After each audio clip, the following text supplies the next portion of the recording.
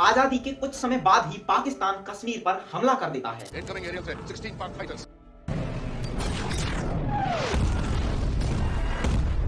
Junagadh state में majority संख्या में हिंदू थे, लेकिन वहां का शासक मुस्लिम था और वह पाकिस्तान के साथ नेगोशिएशन करना स्टार्ट कर देता है। महाराजा हरि सिंह पंडित जवाहरलाल नेहरू के लिए एक पत्र लिखते हैं जिसमें वह पाकिस्तान के खिलाफ युद्ध में सहायता की मांग करते हैं। हैदराबाद रियासत को सरदार पटेल आर्मी भेजकर भारत में शामिल कर लेते हैं। इंडियन आर्मी मांग करती है कि हमें युद्ध की छूट दी जाए तो हम कल सुबह तक लाहौर में भी तिरंगा झंडा लहरा देंगे। नमस्कार दोस्तों, आज हम बात करने वाले हैं कि कैसे हमारा प्यारा देश भारत अंग्रेजी हुकूमत से आजाद हुआ। और इस वीडियो के सेकंड पार्ट में हम जानेंगे कि कैसे पाकिस्तान ने धोखे से कश्मीर के एक बड़े हिस्से पर अनाधिकृत रूप से कब्जा कर लिया, जिसे आज हम पीओके यानी पाक ऑर्डर्ड कश्मीर के नाम से जानते हैं। इस वीडियो में हम ये भी जानेंगे कि सरदार पटेल ने कैसे अपनी सूझबूझ के चलते हैदराबाद, जम्मू कश्मीर और जूनागढ़ जैसी बड़ी रियासतों को भारत में मर्ज कराया।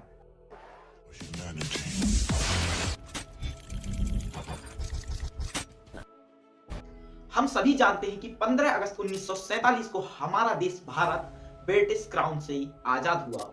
On the eve of India's independence, on the midnight of the 14th and 15th of August 1947, Lord Mountbatten said, I have a message from His Majesty the King to deliver to you today. This is His Majesty's message.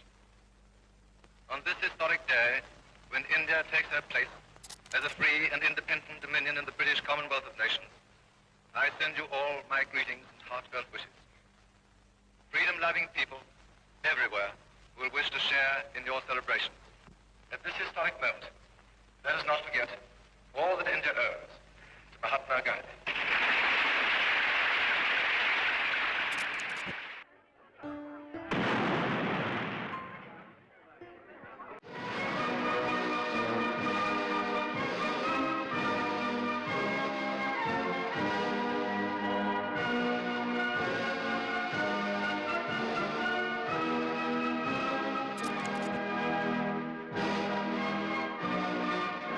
आजादी से पहले भारत 576 छोटी बड़ी states में बटा हुआ था, जिनमें से अधिकांश पर डायरेक्ट ब्रिटिश क्राउन का शासन था।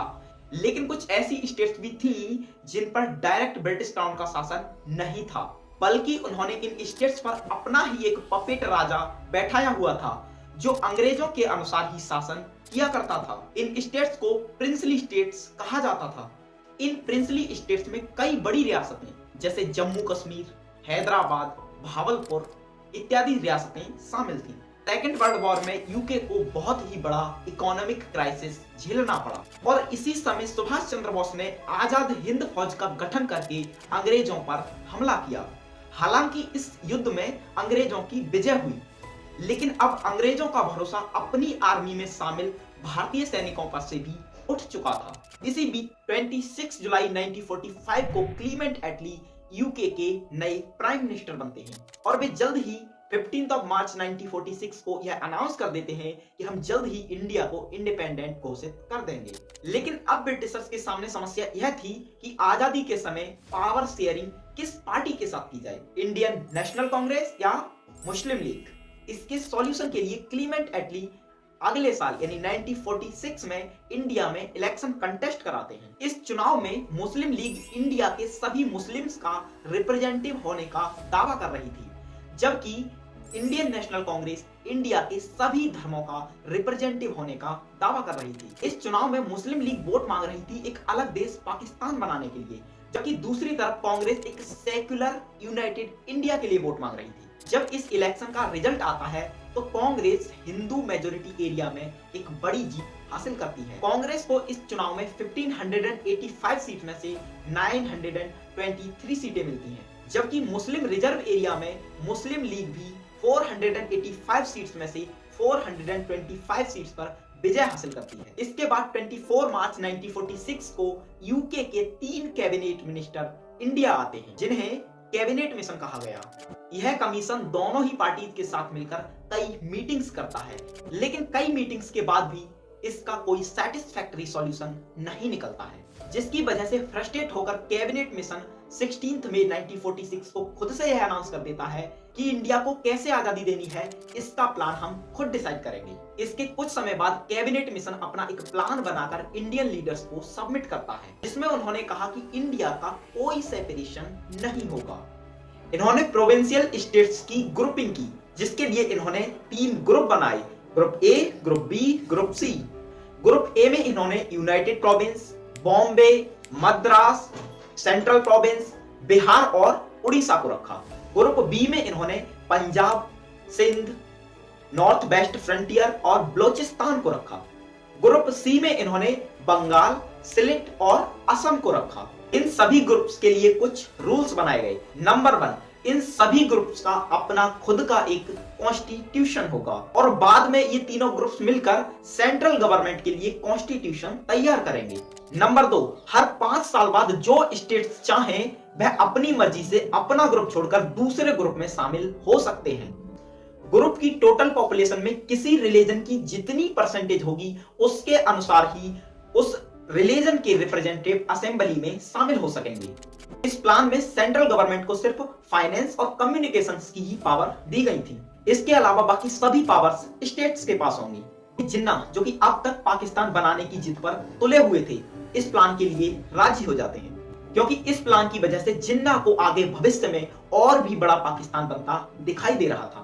लेकिन कांग्रेसी लीडर्स को भी ये सब समझ में आ चुका था, इसलिए कांग्रेस कुछ प्रस्ताव रखती है, जैसे कि सेंट्रल गवर्नमेंट की पावर्स बढ़ा दी जाए और स्टेट्स के ग्रुप एक्सचेंज सिस्टम को बिल्कुल हटा दिया जाए। ब्रिटिशर्स भी इस प्रस्ताव को स्वीकार कर लेते हैं, लेकिन जिन्ना अब इस प्लान को बिल्कुल अस्वीकार कर देते हैं। इसके कुछ समय बाद मोहम्मद अली जिन्ना एक मीटिंग अरेंज करते हैं, जिसमें वह कहते हैं कि कांग्रेस हमारे हक हमको नहीं दे रही है और अपनी मनमानी कर रही है, और अगर इन्होंने हमारी डिमांड्स नहीं मानी तो हम 16 अगस्त 1946 को डायरेक्ट एक्शन के जरिए अपना हक लेंगे। एक्चुअली जिन्ना सभी मुस्लिम लोगों से सड़क पर उतरकर प्रोटेस्ट करने की मांग कर रहे थे, और उस समय बंगाल में मुस्लिम लीग पावर में थी। हुसैन शहीद बंगाल को लीड कर रहे थे, और हुसैन शहीद इस डायरेक्ट एक्शन डे की सभी जानकारी एक न्यूज़पेपर में पब्लिश करा देते हैं, और हुसैन शहीद इस प्रोटेस्ट से सभी पुलिस को भी हटा देते हैं। स्टार्टिंग में मुस्लिम लीग की तरफ से कहा गया था कि यह प्रोटेस्ट एक पीसफुल प्रोटेस्ट होगा, लेकिन जल्द ही यह पीसफुल प्रोटेस्ट एक रिवोल्ट में चेंज हो जाता है और इस दिन लाखों लोगों की जानें जाती हैं। इस इंसिडेंट को ग्रेट कलकत्ता किलिंग के नाम से जाना जाता है। इसके बाद तो ये दंगे लगातार बेसिस पर 1 साल तक चलते रहते हैं, और इसके बाद तो ये दंगे धीरे धीरे पूरे देश में फैल जाते हैं, और इन दंगों की वजह से लगातार बेसिस पर हर रोज 100 से 200 लोगों की जानें जा रही हैं। क्योंकि सभी पावर्स तो ब्रिटिशर्स के पास थी, इसलिए इंडियन नेशनल कांग्रेस इन दंगों को रोकने के लिए बहुत ज्यादा कुछ नहीं कर पा रही थी, और दोनों ही पार्टी किसी निष्कर्ष पर नहीं पहुंच पा रही थी कि देश का बंटवारा कैसे किया जाए, और इस सब से कैबिनेट मिशन फ्रस्ट्रेट हो जाता है, और इस सभी स्थिति को कैबिनेट मिशन यूके की गवर्नमेंट को रिपोर्ट करता है। इसके बाद 20 फरवरी 1947 को क्लीमेंट एक्ट एक ऐतिहासिक अनाउंसमेंट करते हैं। 30 जून 1948 को सभी ब्रिटिशर्स इंडिया छोड़कर वापस लौट जाएंगे। उसके बाद इंडिया में जो भी होगा उसकी जिम्मेदारी ब्रिटिशर्स की नहीं होगी। इससे जिन्ना और कांग्रेस के लीडर्स टेंशन में आ जाते हैं, क्योंकि ब्रिटिशर्स अगर बिना पावर ट्रांसफर किए हुए वापस लौट जाते तो जो भी राजा जिन स्टेट्स पर राज कर रहे थे वे उन स्टेट्स के हेड्स बन जाते। इसके चलते इंडिया के सैकड़ों टुकड़े हो जाते। अगर ऐसा हो जाता तो जहां कांग्रेस को इंडिया के 2 टुकड़े होना भी पसंद नहीं आ रहा था, इसके चलते इंडिया के सैकड़ों टुकड़े हो जाते, और मोहम्मद अली जिन्ना भी जिस पाकिस्तान के सपने देख रहे थे वह भी 6 प्रोविंसेस में टूट जाता, जिसकी वजह से दोनों ही पार्टियां अपने डिसीजंस में तेजी लाती हैं। 21 फरवरी को यूके गवर्नमेंट लॉर्ड बेबल की जगह लॉर्ड माउंटबेटन को इंडिया का नया गवर्नर ऑफ जनरल अनाउंस कर देती है, जिसे माउंटबेटन प्लान के नाम से जाना जाता है। इसके बाद जून 1947 में इंडियन इंडिपेंडेंट एक्ट 1947 लाया गया। इसके बाद 4 जुलाई 1947 को ही ब्रिटिश राजघराने से भी इस एक्ट को अनुमति मिल गई। 8 जुलाई 1947 को एक अंग्रेजी बैरिस्टर साइरिल रेडक्लिफ भारत आया। साइरिल रेडक्लिफ को बंटवारे की रूपरेखा तैयार करने के लिए भारत भेजा गया था। इससे पहले रेडक्लिफ कभी भी भारत नहीं आया था, इसी वजह से रेडक्लिफ को इंडियन टेरिटरी के बारे में कुछ ज्यादा जानकारी नहीं थी, जिसके चलते रेडक्लिफ ने लाहौर को भारत के हिस्से से लेकर पाकिस्तान को सौंप दिया। आप यह पूरी कहानी समझने के लिए हमारी इस वीडियो को चेकआउट कर सकते हैं। इसका लिंक आपको कमेंट एंड डिस्क्रिप्शन बॉक्स में मिल जाएगा। अब आइए हम अपनी कहानी पर वापस लौटते हैं। इसके बाद 18 जुलाई 1947 को ब्रिटिश की संसद में इस एक्ट को पारित कर दिया गया। इस प्लान में माउंटबेटन दोनों ही देशों इंडिया और पाकिस्तान को आजाद करके डोमेनियन स्टेटस दे देते हैं। डोमेनियन स्टेटस का मतलब था कि दोनों ही देश इंडिया और पाकिस्तान अपनी अपनी सेल्फ गवर्नेंस कर सकेंगे, लेकिन दोनों ही जब तक अपना कॉन्स्टिट्यूशन नहीं बना लेते तब तक वे ब्रिटिश क्राउन के अंडर ही रहेंगे। पंजाब और बंगाल स्टेट्स के विभाजन की बातें हो रही थी, जिसकी वजह से यहाँ के हिंदू और सिख लोग परेशान होने लगे। लेकिन जिन्ना इन लोगों को समझाने का प्रयास कर रहे थे कि आप लोग पाकिस्तान में आसानी से रह सकते हैं, आपको वहां पर कोई परेशानी नहीं होगी। यहाँ हास्यप्रद बात यह थी कि जो जिन्ना अब तक कह रहे थे कि हिंदू और मुस्लिम एक साथ नहीं रह सकते और इसी बेस पर एक नया मुल्क पाकिस्तान बनाना चाहते थे, और वही जिन्ना बंगाल और पंजाब के हिंदुओं को पाकिस्तान में रहने की बातें कर रहे थे। माउंटबेटन के इस प्लान में पंजाब, बंगाल, सिंध, सिलेट, बलोचिस्तान एंड खैबर पख्तून पाकिस्तान को दे दिया जाता है और प्रिंसली स्टेट्स अपनी स्वेच्छा से इंडिया और पाकिस्तान में शामिल हो सकती हैं और या फिर वे स्वतंत्र भी रह सकती हैं। इसके अलावा सभी स्टेट्स भारत को दे दिए जाते हैं और इंडिपेंडेंस की डेट को भी 30 जून 1948 से हटाकर 15 अगस्त 1947 कर दिया जाता है, क्योंकि माउंटबेटन साउथ एशिया में सुप्रीम कमांडर थे और 15 अगस्त के दिन ही द्वितीय विश्व युद्ध में जापान ने अलाइड पावर्स के सामने सरेंडर किया था। इसीलिए माउंटबेटन इस दिन को अपने लिए मेमोरेबल बनाना चाहते थे। 14 एंड 15 अगस्त की रात्रि को Mountbatten governor general of India